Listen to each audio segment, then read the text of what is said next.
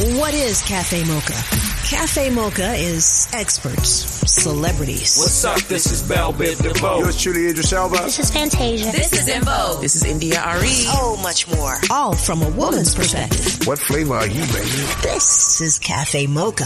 This weekend, the ladies at Cafe Mocha, we are off taping the Salute Them Awards, where we're honoring the Reverend Jesse Jackson, Missy Elliott, the grandmother of Juneteenth, and a host of other folks. You can watch it Sunday night, 7 p.m. Just log on to salutethemawards.com.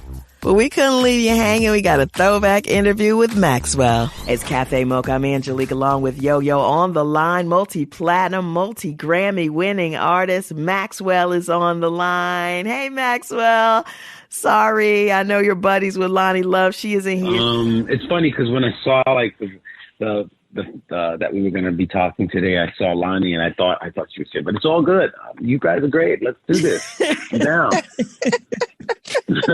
I know that she's going to be mad that she missed it because, you know, she likes to act a fool. So I love her. I mean, look, I love her. I mean, I adore her. And, you know, I'm just saying that so she knows. So when, you know, she hears this stuff, she knows that.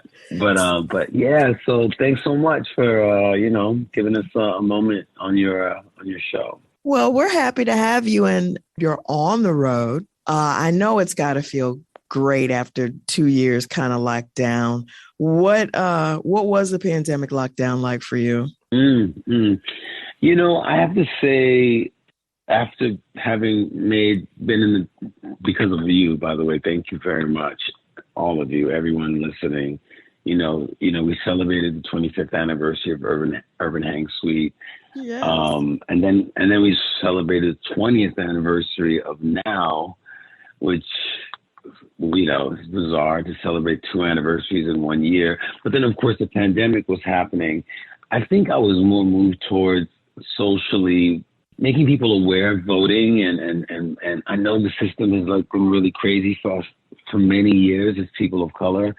But there was really no other option considering what we were in.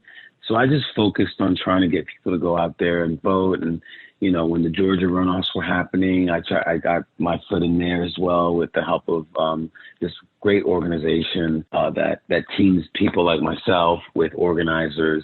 I got to speak to an incredible woman, Felicia M. Davis. You know, and she was going out there and giving people hand sanitizers and gloves and masks and little, you know, it was, to me, to see that spirit. I mean, when you think of what Martin Luther King was trying to do in terms of like getting the Voting Rights Act passed and everything, and then everything, you know, falling back, I felt like my duties were more like I needed to be doing that as much. And then also trying to get this partnership that I had with BMG, which is awesome because it, you know, gives me ownership of like my work finally for the first time. And then, you know, we did something with the optical community state. And so we sent 20 kids to college last year, and we're going to send 20 more kids, Black and brown kids to college. So that's kind of where it went for me. You know, I didn't feel like, oh, I need to entertain people or sing or do stuff, even though I know that that's just as healing and just as amazing. My greater focus was on like, let's get out there and vote and you know, and try to get out of this mess, you know, that we're in. And then I prayed, you know, for as many people. I mean, I lost people. I mean, it was a thing. Yeah. It was a thing, you know. Appreciate life and your friends so much more than than ever. Which we definitely understand, Maxwell. And talking about being appreciative of life, I just heard you say got the rights to your music. You got back your publishing. What happened? Yeah, well, I signed an incredible deal. I was trying to do this, get on BMG because I wanted to start my own label. I felt like it was, you know, I've been in the industry long enough. I want to help other artists get into, you know, I want their dreams to come true. And I also want to, like, you know, put people in positions of authority to kind of like, you know, move everyone's dreams forward. And that means equal pay for women, for men, you know, like my whole belief system could come into play and I could actually be an active player in it. And so we did that. And I just kind of focused on more, you know, trying to help the people and letting the people know. We did a lot of charities to get money and supplies to people, you know, to raise awareness about any misgivings or apprehensions that people may have about what they might want to do in terms of their own personal choices. I'll just leave it at that. That was carefully worded on purpose. The diplomat. So I was, these days, you know, it is what it is. And that's kind of like what we did. I marched here and there, you know, during the summer of 2020. It was easier to do that because people, you know, I had a mask on. Yeah. And they didn't know it was you. But it's very interesting to me because I can't believe we're still fighting for the same things we've been fighting for so long. You know, that's the disappointment. Yeah. And then when you're like a person who is entertaining everyone, you know, yes, I'm Black, you know, but, you know, the music is for everybody, you know, and we still have. But if I wasn't like me and I was just walking down the street, maybe I'd get shot or maybe this could happen to me, you know, and you go through these conflicting feelings about that, knowing that, you know, I'm the same color as that person that just got, you know, gunned down. But the only reason why they're letting me live is because, you know, I sing and I make money for people, you know, and they think that, you know, if I can do something, then I'm worth, you know, then I matter. You know what I'm saying? Yeah. So that really, it was a struggle for me, watching that and experiencing that. That's why I threw myself into more altruistic things and, you know, and wanted to do as much as I could to get free education for Black and brown kids. And they didn't have to just be, you know, musicians, basketball players, entertainers.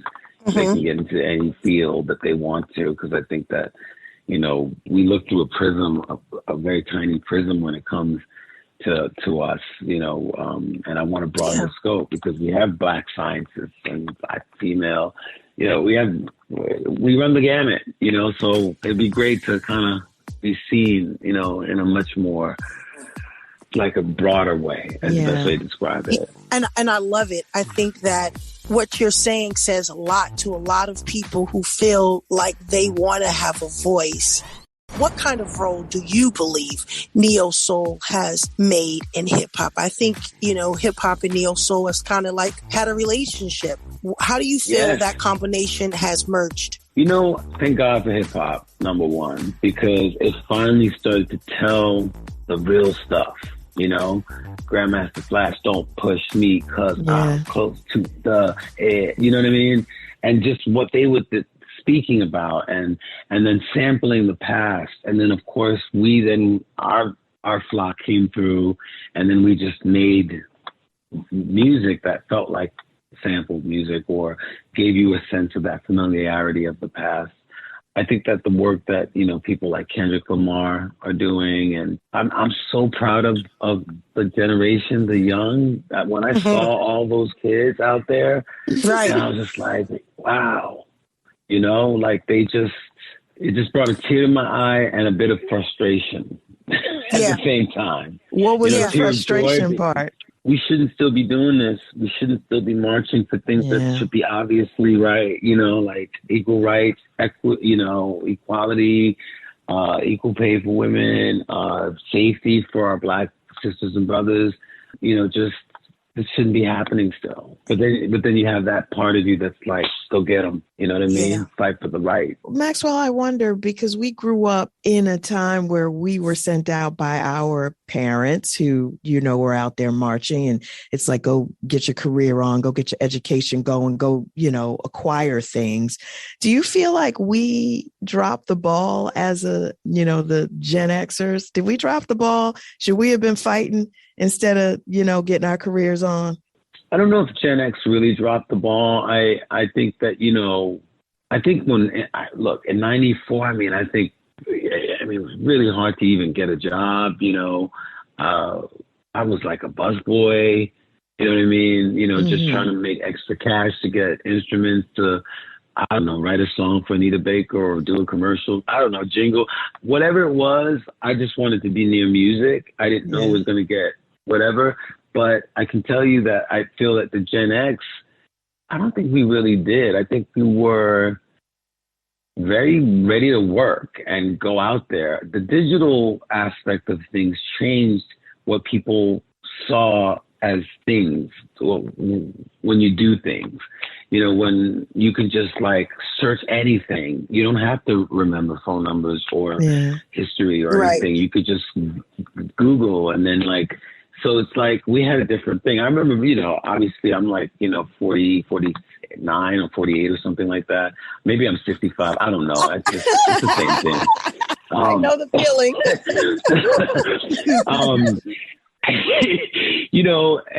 But I remember a time when we, you had to go to a spot to meet people and make connections. It wasn't like things were right on your phone. You can kind of go and, you had to have a game. You had to be able to talk someone up and say, hey, I've seen you before. Where you been all my life? You have to have game. And now it's kind of everybody gets to see everybody's lives before they even meet the person. And then sometimes the person don't even look like the person. It's interesting. But I'm not judging. It's what it is. It's evolution, I guess, and what people are doing now. And at the end of the day, we're all still human. We're all still God's children, and we're just doing our best. But, hopefully we can do just a little bit better. Can I ask you about that, though? You're a little private, and I imagine that social media and, the expectation, not just the expectation, but a lot of big time celebrities put all the business out there on social media. And there's the expectation that stars are doing that now. How have you dealt with that? Yeah.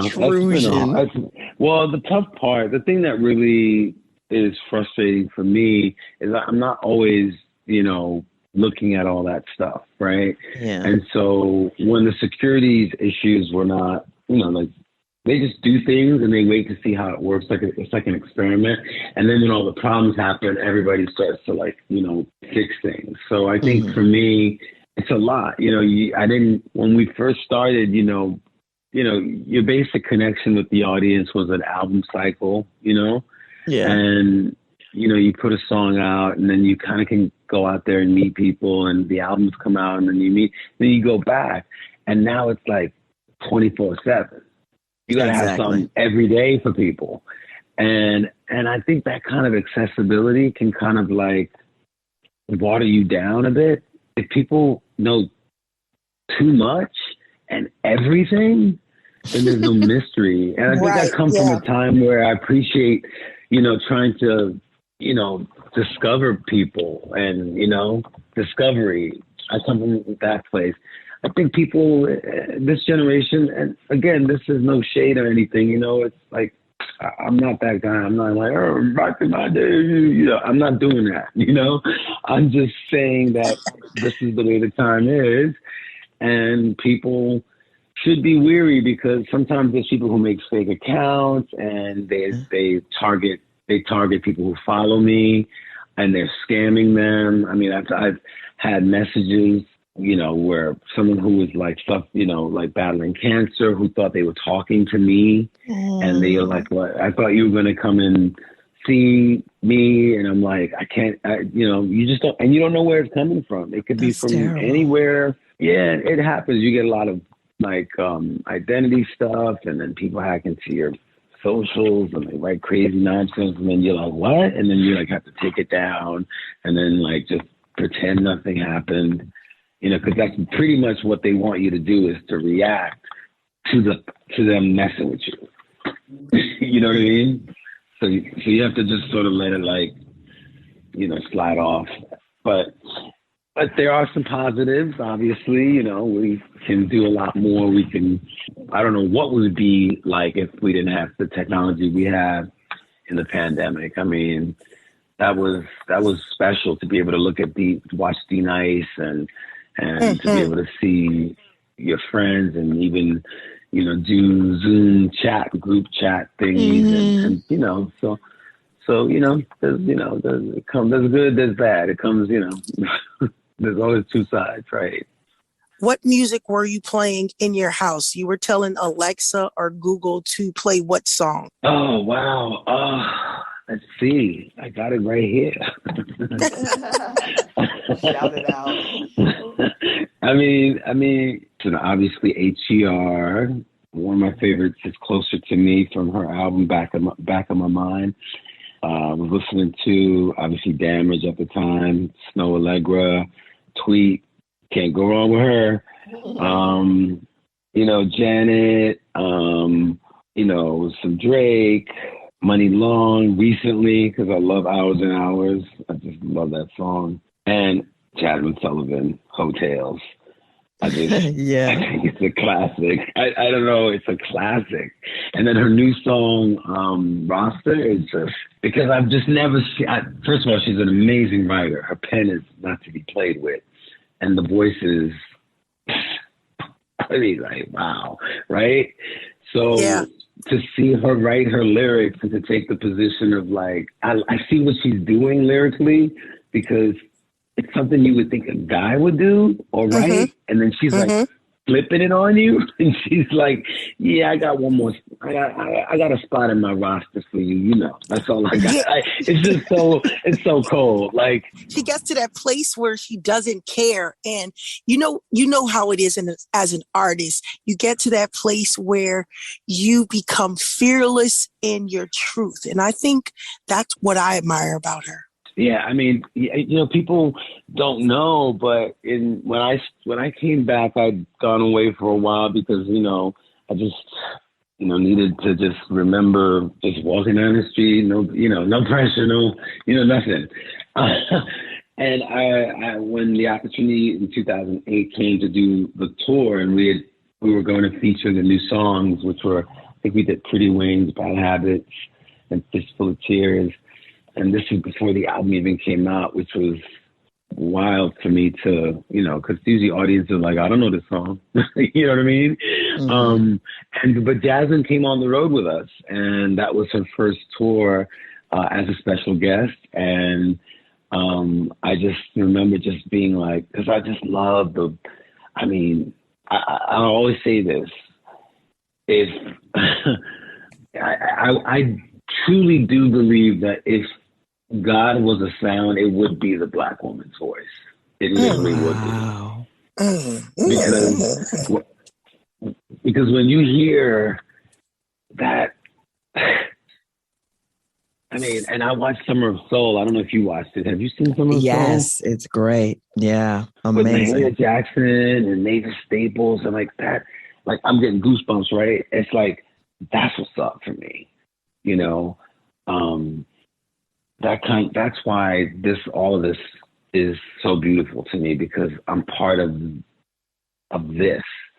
It's not about being the best or the most one or the that or the, you know what I mean? I'm not trying to outdo anybody. It's not about that. It's a collective of celebrating a tradition and a legacy and a heritage that has gotten us through really, really hard times, So when I was watching Summer of Soul and there's a particular quote that strikes me and it sticks with me, and it's like 1969 was the year that the Negro died and Black was born. And that was written by a woman reporter, and she worked at the New York Times. And I think the man changed it he tried to take it back, and she was like, no, it's got to be Black. And it's just, and that's why you wake up, and that's when you see what we've all been through and what, humanity is still grappling with. Then you have those gems, and you see 300,000 people in Harlem, like just there, and then Sly's there, and it sounds like, oh my goodness, Yeah. That's an amazing documentary. It's on Hulu for anybody who hasn't seen it, Summer of Soul. But speaking of, big crowds, I know that you guys have to be excited about the tour. Are you from Brooklyn? Yes. I was born in Brooklyn, early part of my Brooklyn. I heard it. Linden houses. Linden housing. Yep. I caught you. Because you know what? You know someone's from Brooklyn by how they say Brooklyn. Okay. I don't know what. And you just let me hear you say Brooklyn again, Angelique. It's pressure now. I'm like, huh? What? I mean, now you're on the spot. My bad. But I mean, I want to talk about the tour, Maxwell, but, I think about Brooklyn when I was growing up and, if you had a gold chain, it was getting snatched. And now you just see, it's a totally different thing. I was walking through the streets. I'm in LA, been in LA for a while.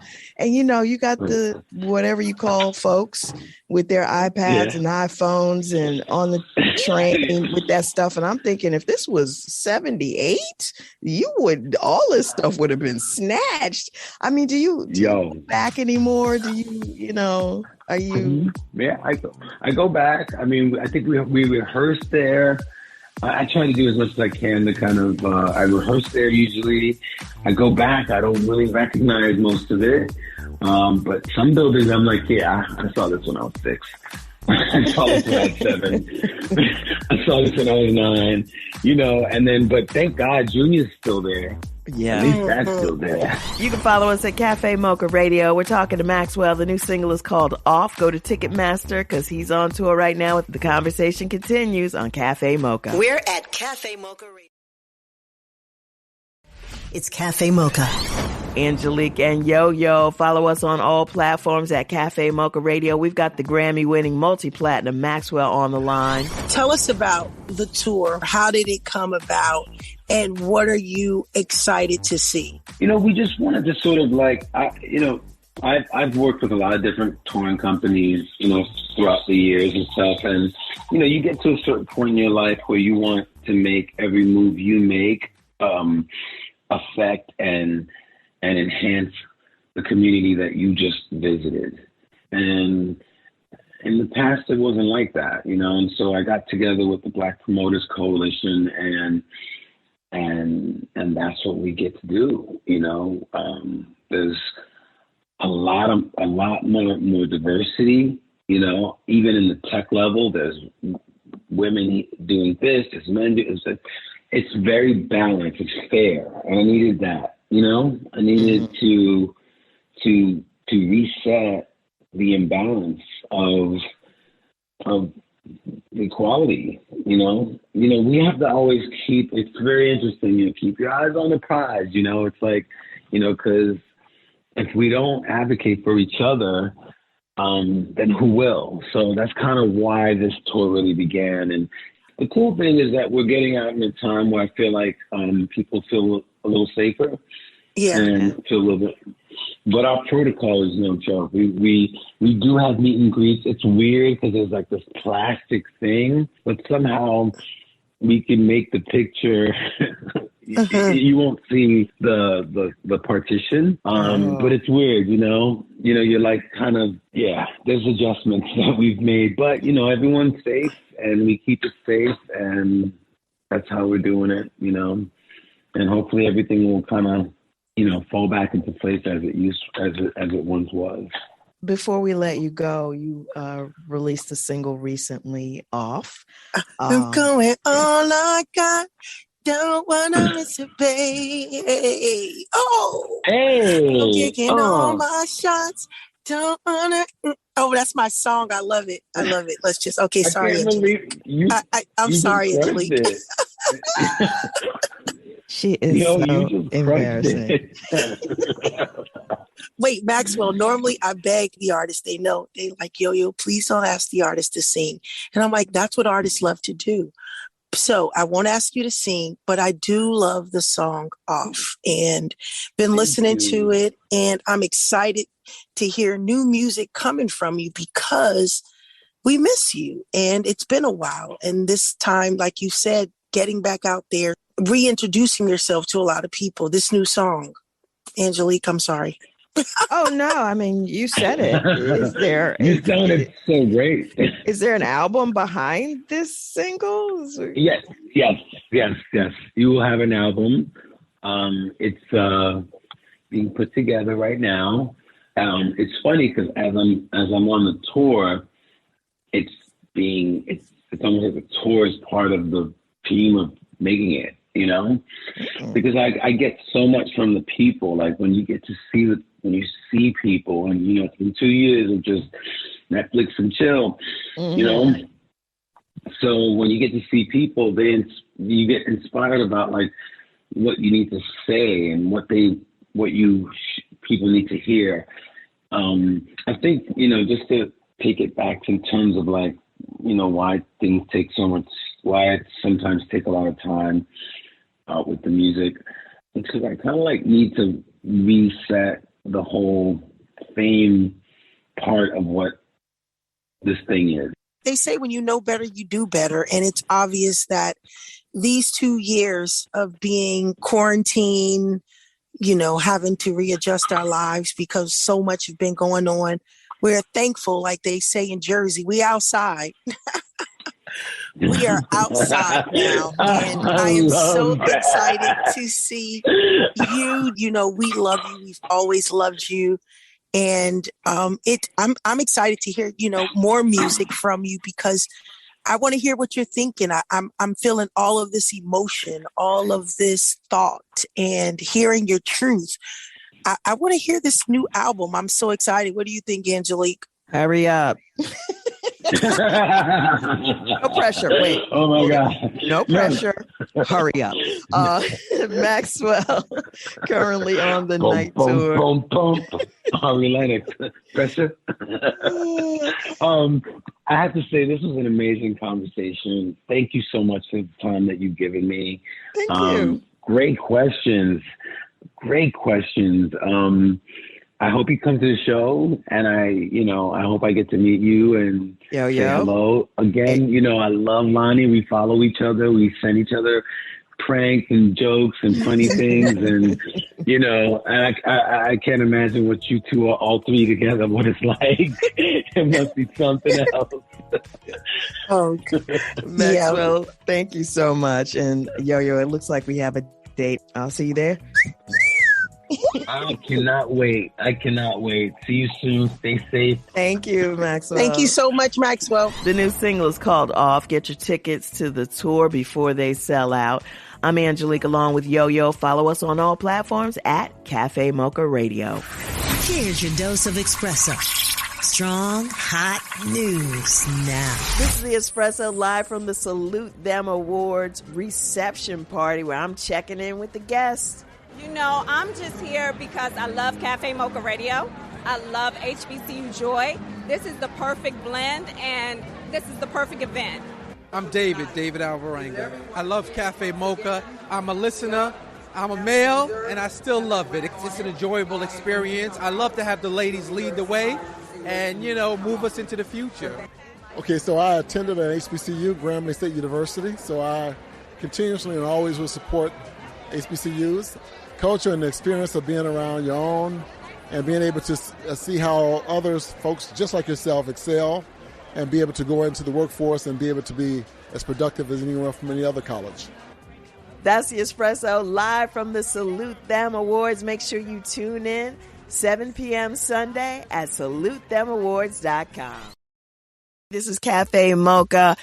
This weekend, we're shooting the annual Salute Them Awards in D.C. So this weekend, we got a throwback interview with the man who wrote and made famous Love's Train, Mr. Felton Pilot of Confunction, or Bruno Mars and Anderson .Paak, before either one of them were even born. There was this band, y'all know, Confunction. They were out of the San Francisco Bay Area, had a string of hits in the 70s and 80s, including Fun. On the line is from Confunction, singer, songwriter, producer, Felton Pilot. How are you? I am blessed. How y'all doing? Good. I want to start with, this show, we've been talking about songs that have, kind of reinvigorated people's careers, songs that have been sampled.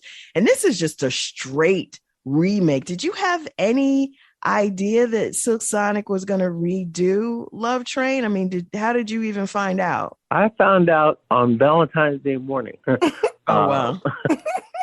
Totally by surprise. I had no clue. That was probably the best surprise I could have ever hoped for any day. But it was great. A friend of mine texted me. He said, "Have you heard this?" I'm like, "No." So I quickly found it on the internet and was blown away. What did you think when you heard it?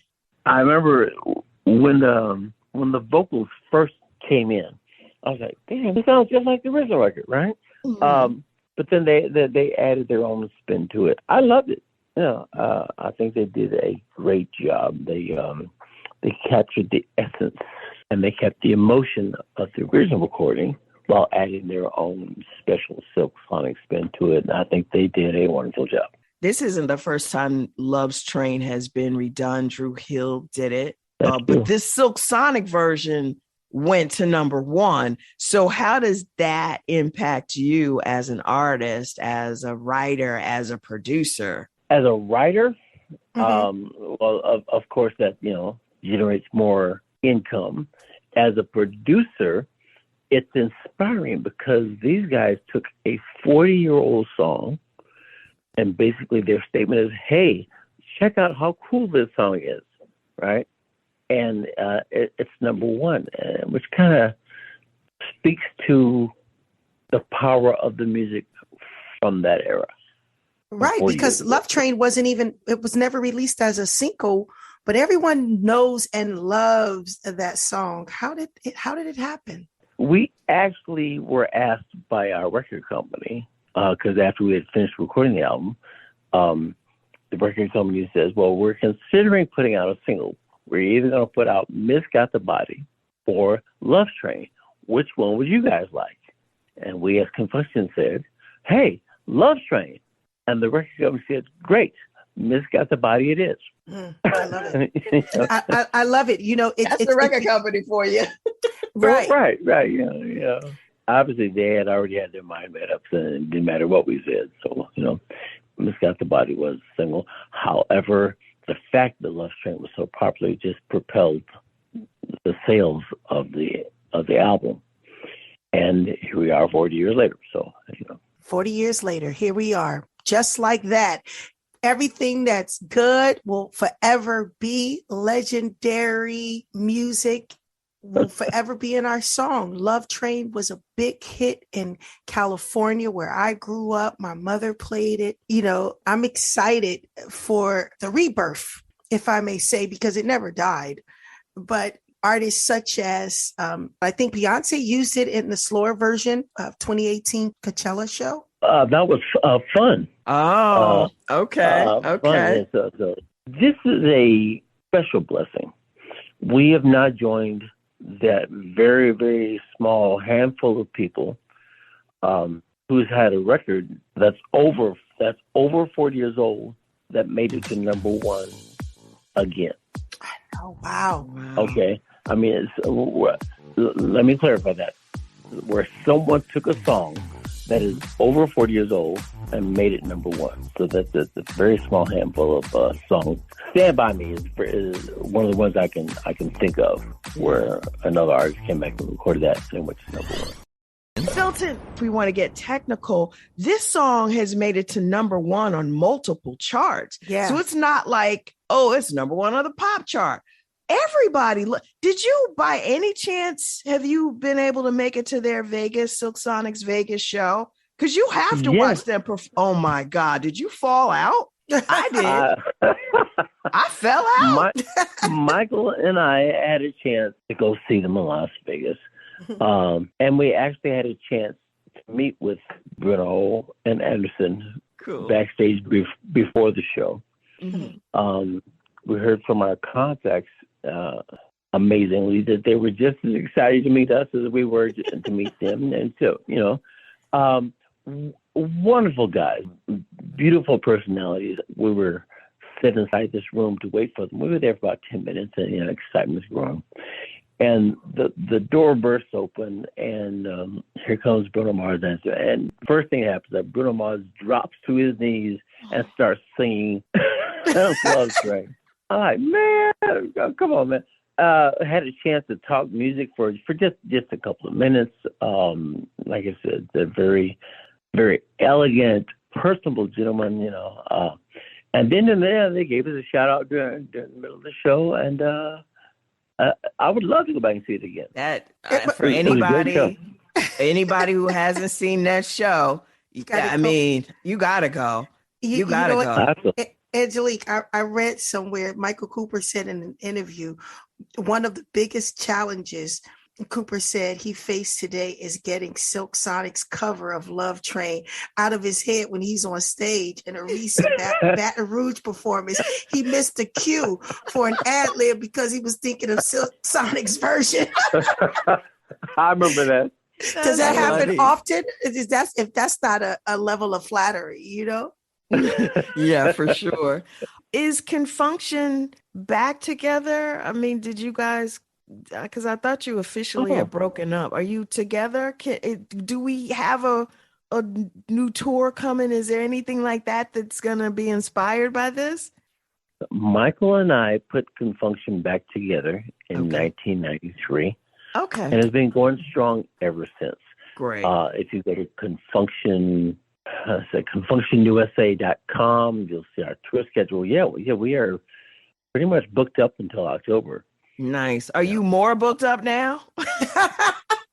It seems that way. It seems that way, Is there anyone else that you'd like to do a cover song or would like to do your cover song? Is there any artist out there that you'd like to shout out to our Cafe Mocha audience? Because we have a lot of listeners and we have a lot of talent. Who would you like to be next to do a cover song? Wow. Well, first of all, let me go back to Silk Sonic. Hey, Confunction has an entire CD of nothing but ballads. Y'all feel free to cover another one if you like. Help yourself.